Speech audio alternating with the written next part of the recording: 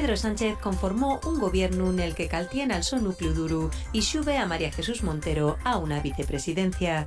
Salen los ministros de Podemos y Sumar asume Sanidad y Cultura. El PSOE recupera Igualdad y Universidades.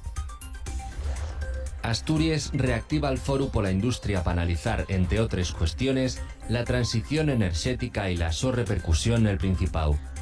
Este órgano consultivo, que axunta a gobierno autonómico, sindicatos y empresas, nun se axuntó nunca na pasada legislatura.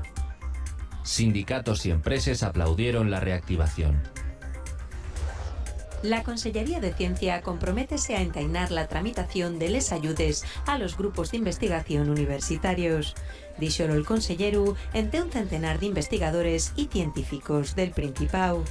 Así lo fadrá, dixo Borja Sánchez, con la treintena de convocatorias que formen parte del Plan de Ciencia. Ya tan obres la ponte ferroviaria da Veiga. La actuación centrase en el tramo entre los kilómetros 153 y 970 de la línea Ferrol-Pravia. Cuesten casi 1 millón de euros y tendrán de estar acabaes en mayo. Va a haber cortes de carretera durante un mes.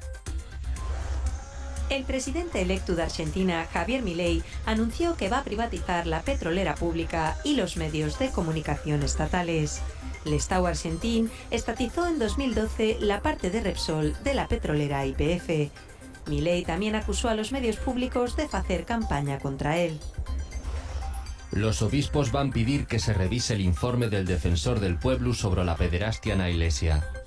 El presidente de la conferencia episcopal advirtió de que no se cree los datos. Acusa a los medios de comunicación de utilizar les cifres para difamar a la iglesia.